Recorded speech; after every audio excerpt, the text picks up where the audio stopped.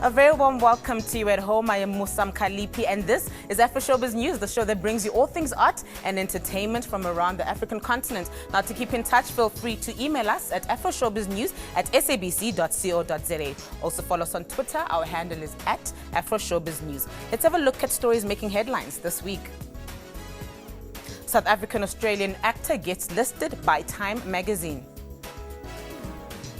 And South Africa's comedians make it big on international circles. South African-Australian actor Troy Sivan, best known for his lead role in the Spud movie series, has been listed on Time magazine's list of the most influential teens of 2014.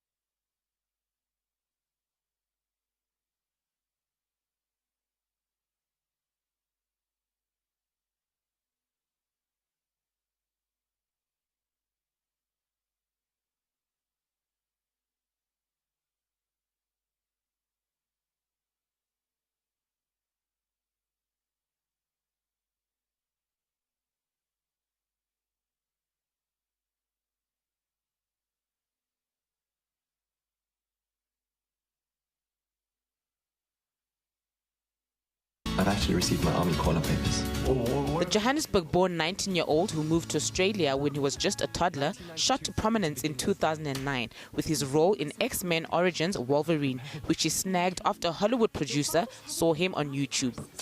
He has also taken part in theatrical work such as Oliver Twist at the Regal Theatre in the USA, as well as Waiting for Godot at His Majesty Theatre in Europe.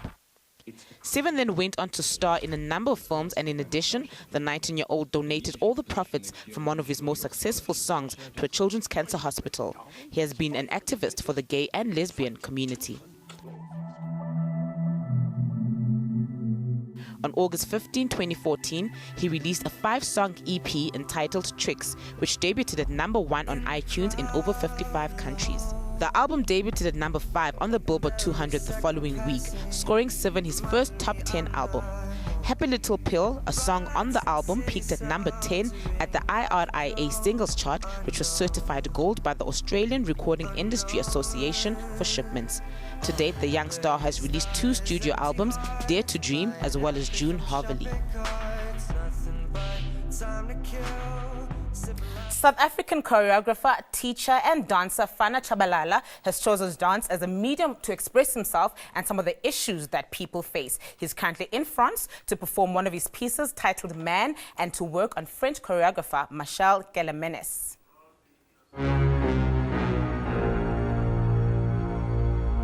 Fana Chabalala is currently in France to join again French choreographer Michel Calemenes in his dance house club for a residency leading to the premiere of his solo creation, Man. This follows a number of residencies and performances he had in France in the last few years. His solo creation Man performance started on the 10th and at the 11th of this month at Club and will show again on Tuesday the 28th of October at Préjova Pavillon Noir.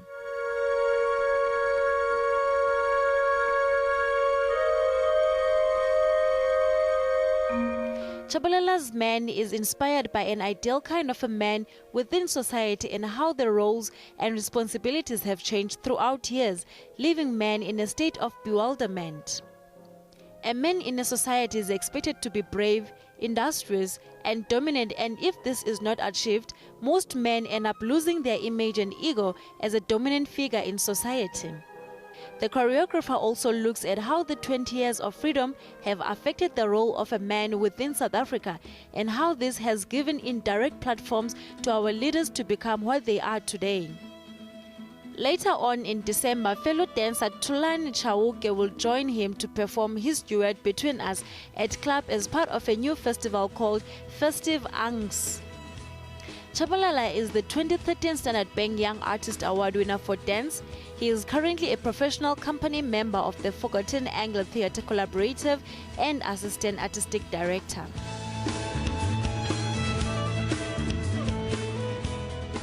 Nakani Tori, who is a South African musician, is currently in France to perform at the Mama Festival. The award-winning artist was invited to the festival with the support program of the Equation Musique.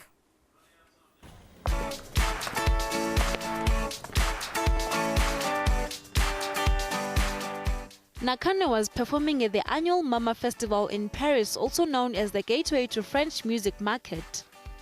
While only in its 5th year, the festival has already managed to gather an audience of thousands of festival goers and delegates.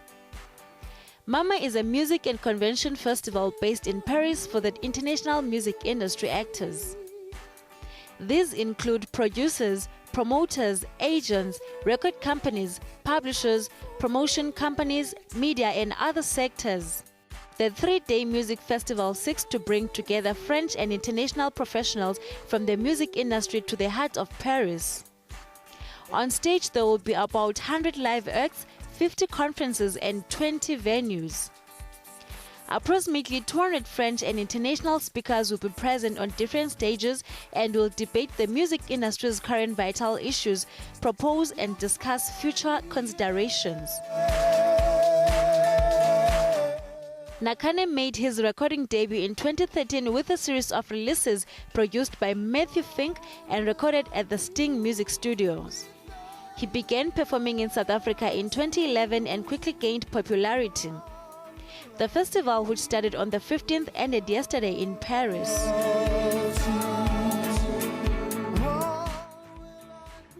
A photographic exhibition titled Home Away from Home, Finding Refuge in Italy during apartheid, in collaboration with the Embassy of Italy and the Italian Institute of Culture, which depicts the anti-apartheid movement in Italy, where prominent figures such as Oliver Tambo and Anthony Mongalo took refuge, is currently taking place at the Constitution Hill in Johannesburg until the 14th of November.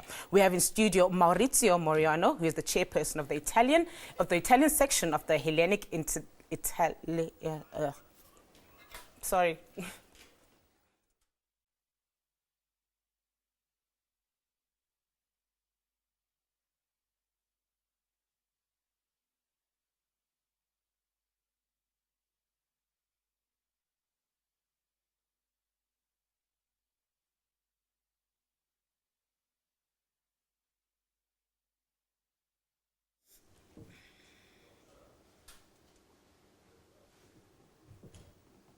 Okay.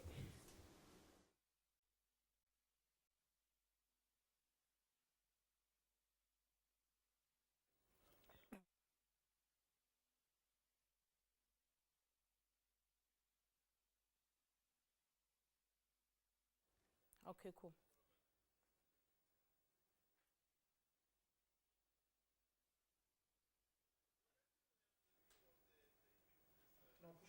Go back to the...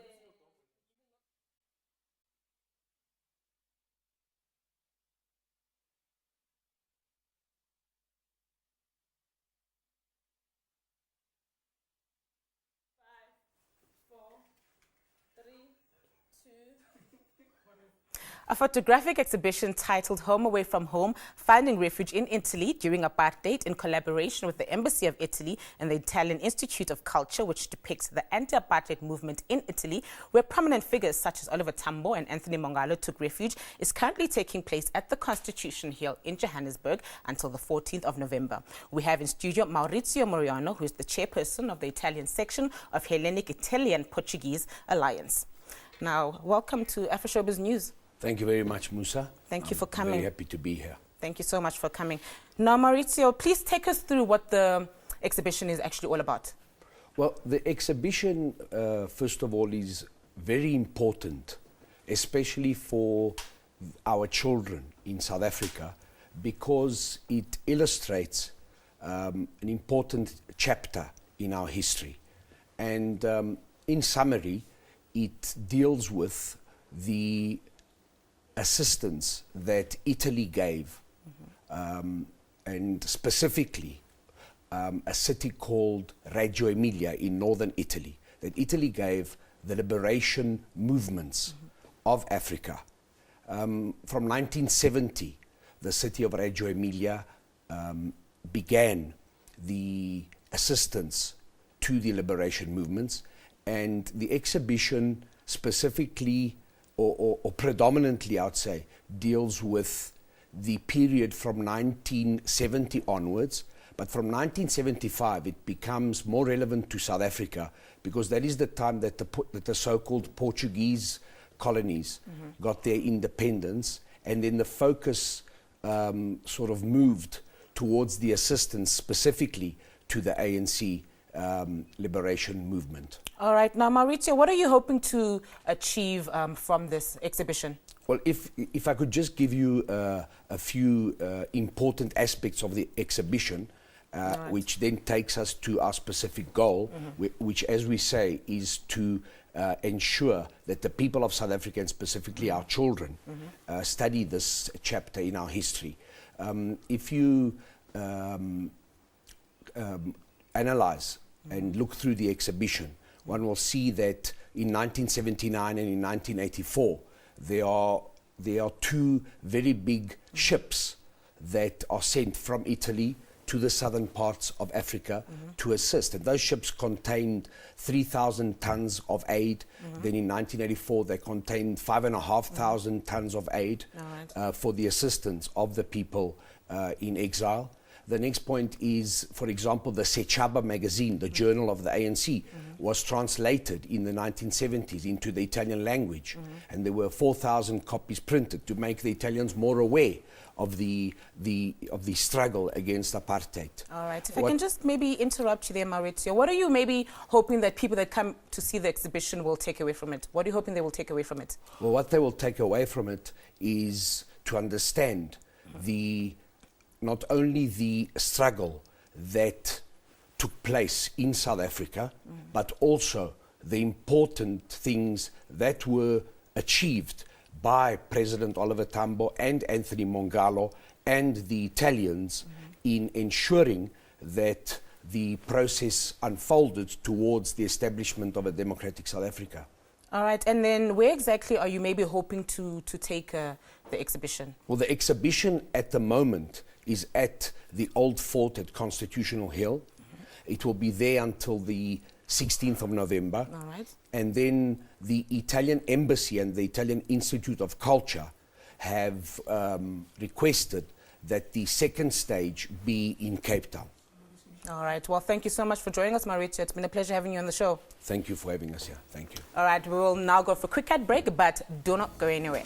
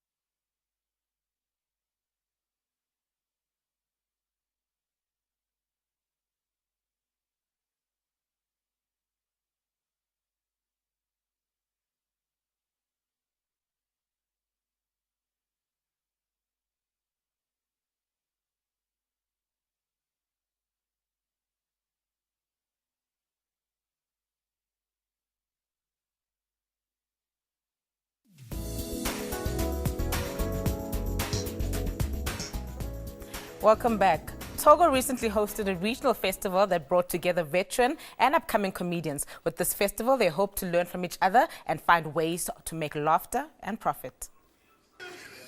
The comedy festival was aimed at giving a platform and exposure to new artists and also introduce audiences to local talent. In their stand-up, they cover a range of topics from politics, relationships, and everyday life. I did the best I could, despite feeling tired as well as the stress associated with organizing the festival. But I am happy. I am very happy with the reception from the audience. Stand-up comedy started in the West African nation in the late 1990s, but has also gained some popularity in the last few years due to the success of comedians in countries like Nigeria. Gabara started out as a writer and an actor, but wanted to find new ways to express himself artistically and combine his talents. New comedians need a lot of encouragement to get on stage and experiment. Some believe that this platform has helped them to develop their skills as actors and how to perform on stage. Generally in Africa, stand-up comedy is an art form that has been neglected, whereas in other parts of the world is an art form that has a lot of complexities and is valued. Gabara is confident that Togo will soon have thriving mainstream comedians. For now, he is happy to make people laugh and hopes to own his own comedy club where he can host talented local and international artists as well as audiences. The yearly Musical Society of Nigeria Choral Festival is taking place at the Musan Center in Lagos Island of Nigeria. The event starts this evening until next week Sunday. The event will be an eclectic mix of classic music, jazz, and African music.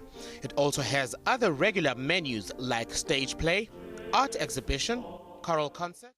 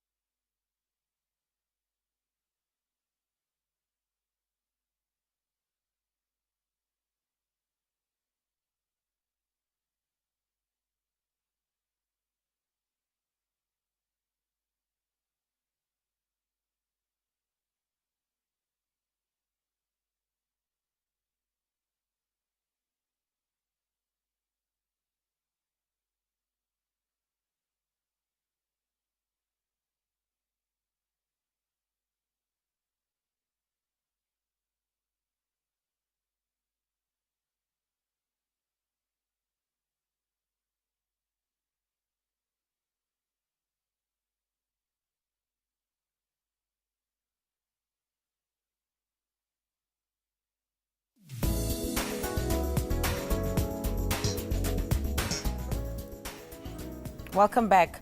The Children's Museum in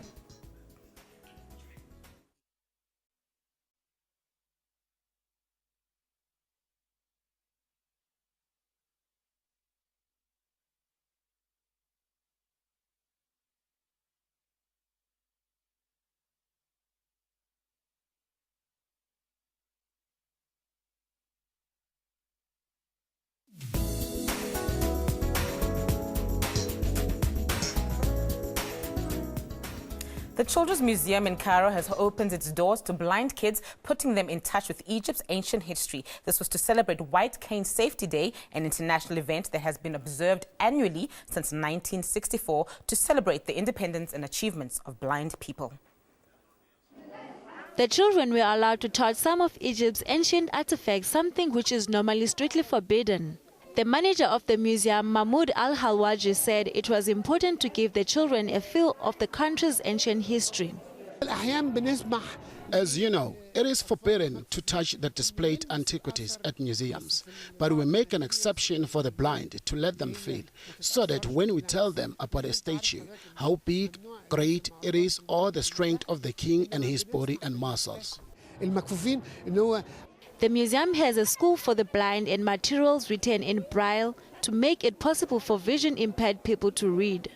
Former head of the museum, Dr. Wafa Al-Sadek, said the museum has tried to introduce new fun ways to make children, blind and sighted, enjoy museums. Children are more willing to come to the museum, and they even ask that they come once, twice, 3 times. And of course, the Children's Museum works with NGOs like Risala and schools and special centers. Through this cooperation, the children come and visit the museum and learn, and they use beautiful expressions such as "I saw" or "I want to go and see." Hearing that makes me very happy. Under Egyptian law, it is not permissible to interview minors without their parents present. At the end of the day, children still enjoy the unique experience of being put in touch with their country's long, rich history. The yearly Musical Society of Nigeria Choral Festival is taking place at the Musun Center, Lagos Island in Nigeria. The event starts this evening until next week, Sunday. The event will be an eclectic mix of classic music, jazz and African music. It also has other regular menus like stage play, art exhibition, choral concert and youth concert. Themed Muson coming of age to reflect its 18th anniversary. The festival, as usual, will serve up a variety for guests. Another interesting feature is dance with workshops on Latin, ballet and hip-hop, which is organized by Society for Performing Arts of Nigeria. The youth concert is a music contest among young musicians competing amongst themselves and is tagged Music Quest, and it takes place this coming Thursday. Parents are advised to bring their children to the youth concert so they could be inspired to see their age mates at play. The Muson Day concert and cocktails will come up next Saturday at Shell Nigeria Hall, while the festival will close with the traditional gala choral concert. Backup singers play a huge role in the lives of established musicians in the country. However, little recognition is given to these musicians. Now, to change all of this, the launch of the BVSM, or Backing Vocals and Session Musician Awards, dedicated to giving them recognition, will take place on the 22nd of this month in Pretoria. Now, to tell us more about these awards, we are joined in studio by someone who has played a huge role in the music development of the music industry in South Africa, Umam Yvonne Chaka Chaka. Hello and welcome to Afroshowbiz News, Ma. Thank you for having me. Thank you for coming. Now, Ma, you will be launching the Backup Vocal Session and Music Awards on Wednesday. Tell us why you decided to embark on such a project. You know, I've been in the music industry for 29 years, and I've seen the power that the session musicians and the backing vocals have got. You know, you look at Johnny Clegg, Rebecca Malope, Brenda Fassie, and you look at these musicians who do the backing for us, even the ones who play the instruments, and nobody has ever thanked them. Nobody has ever recognized the power that they have. I've seen some artists, frontline artists, who would go on stage and maybe all of a sudden the voice goes. And who takes over? It's these BVs, you know. And the session musicians, you want a particular sound on your record. Who do you get? Abo Butemp, Abo Victor Masond, Abo Godfrey Mkina. So these are the people who play a very, very vital role in making us. They are the ones who make the stars. All right, now, Mama, you have been in the music industry for a number of decades. How have maybe backup singers and session musicians helped shape your music career? I must say that my very, very first show that I did, I had a drummer, Vusi Khumalo. I was so scared being on stage, and Vusi Khumalo was the one who sort of urged me, Ujo's Dlatu. You know, they shaped me, they made me who I am. And I look back now, 29 years later, I think these are the guys who made me what I am. They encouraged me because they had been in the music industry before me, but they encouraged me, they shaped me, they made me what I am. And that's why I decided I want to honor them. I want them to know that we recognize them, we appreciate them, but these awards are going to be different because I want to take these artists and they should go out and do outreach programs to say to other people out there, you can be at the back and still have longevity in the industry and still work and make money. Not everybody can be a Lyra or Yvonne or a Brenda Fassie. You can be at the back and still have so much to give to the world. All right, now Mama, perhaps maybe take us through what criteria you will be using when selecting the winners of these awards. The ones that we're doing at the State Theatre on the 22nd is just a launch. We're trying to get sponsorship, we're trying to tell people about the awards, so it's just the launch. But we're having these very session musicians performing for us. And the next year, 2015, we're going to honor the musicians who've been around for a long time. Abo Sis Mandisa, Abo Sis Beulah, Abo Nolene, there's just so many of them, you know. We're going to nominate them and award them. And I would like to see the award going with some money because, you know, the record sells and they've got no recourse. They're not getting anything. And then in 2016, they are going to be nominated by the record companies, by their peers, and by the public. So it's all the genres. It will be a best backing singer, best bass session musician, or Congo drums, or all the instruments. So though the awards where people are going to be nominated, it's going to be in 2016. But in 2015, we are going to say to those who have been there for a long time, here, we recognize you, and they will be just given the awards. Is it perhaps maybe musicians from around here, or are you looking at the whole country as a whole? Well, it's the whole country. It's the whole of South Africa. As a matter of fact, it's going to be in Africa as well, even in America, in New York and in London. I've just come back from the United Nations, and this has never been done, even in America. So I've actually trademarked the BVSM Awards worldwide. All right, Mama, now what do you think has been maybe some of the challenges when putting together this? What has been maybe some of the challenges that you had? It actually took me 10 years to be where I am today. I've gone to different people, I've knocked in different doors. I've had people saying to me there's no significance in awarding backing vocals and session musicians, and that really made me very, very upset. And I've decided to take my own money and do this. I'm grateful to the SABC because they've seen the significance. Sambro have seen that, the Tshwane mayor as well, and some company called they make crystals. So these are the people who've come and said, we will help you, but half of the money comes from my pocket, and I don't regret it. All right, well, Mama, it's been a pleasure having you on the show. I wish you could talk a bit more, but time is up. Thank you so much for coming. Thank you for having me. You're welcome. That was Umama Yvonne Chaka Chaka talking to us about the upcoming launch of the Backing Vocals and Session Music Awards. Now, one of South Africa's most prolific musicians, Johnny Clegg, will keep his fans captivated at his intimate show set to take place from the 22nd of October till the 26th at the Mandela Joburg Theatre. Johnny Clegg's Best Alive and Unplugged is an intimate show which includes storytelling by Johnny Clegg, where he talks about the events in his life and the political history of South Africa and the world. The show is truly a personal journey, which also offers humor at times. Clegg has a career in music that spans over 4 decades. In 1969, he formed the first prominent racially mixed South African band, Juluka, with Gardner and Zulu musician Sipho Mchunu.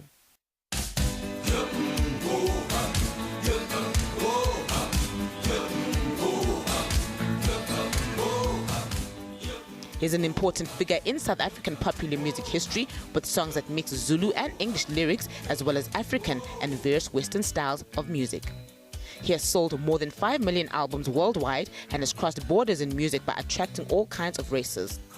His most recent album, titled Human, was released in 2010. Johnny Clegg recently underwent an extensive tour of the USA where he did over 42 shows in 67 nights. Over the years, he has managed to build a solid profile as a dancer, anthropologist, singer, songwriter, and academic.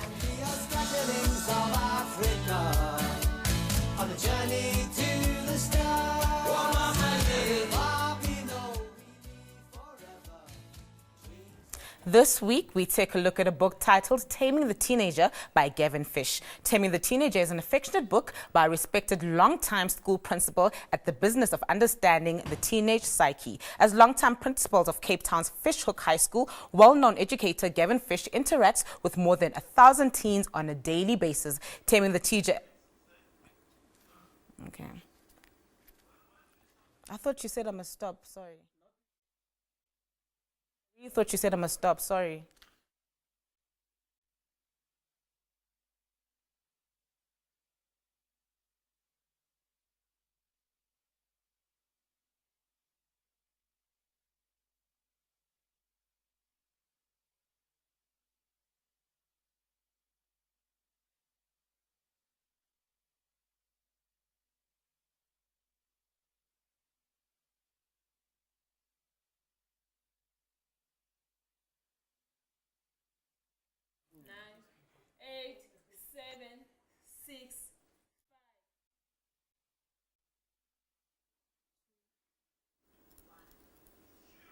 This week, we take a look at a book titled Taming the Teenager by Gavin Fish. Taming the Teenager is an affectionate book by a respected long-time school principal at the business of understanding teenage psyche. As long-time principal of Cape Town's Fishhook High School, well-known educator Gavin Fish interacts with more than 1,000 teens on a daily basis. Taming the Teenager aims to help South African parents, teachers and teens alike to tackle the issues of life in a simple and practical way that works for everyone. As a parent of teenagers himself, he leads us entertainingly through what goes on in the mind of a teenager. 5 years ago, he began a regular column in the local Cape Town press called Taming the Teenager, detailing some of the humorous experiences of parenting and educating teenagers. His articles have received rave reviews. He has given numerous talks on the subject, including airtime on a local Cape Town radio station.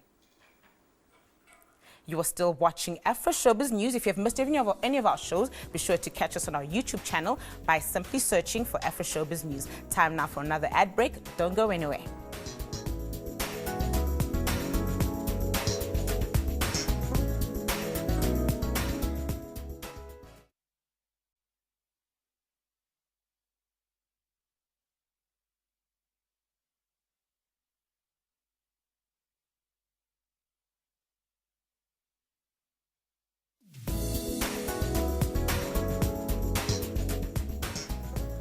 Welcome back.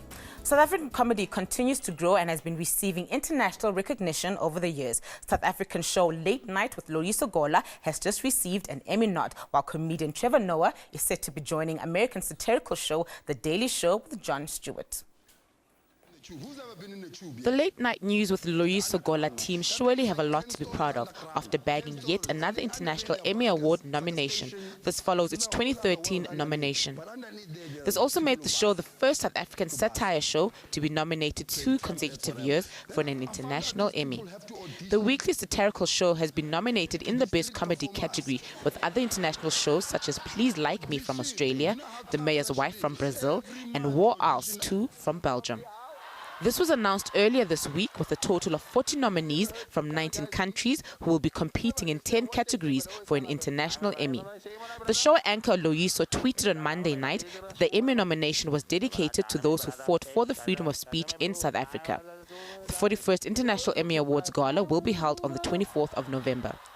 Still on local comedy, comedian Trevor Noah has plenty reason to celebrate. He'll be joining the cast of Emmy Award-winning satirical news show The Daily Show with Jon Stewart in December. Noah is no stranger to U.S. television. He has appeared on The Late Night Show with Jay Leno as well as The Late Show with David Letterman.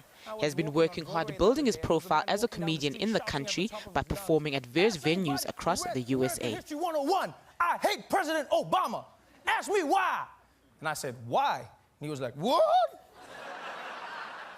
The film titled Finding Fela has begun its screenings in cinemas across Nigeria since yesterday. The screening is expected to run until the end of October, which coincides with his birthday.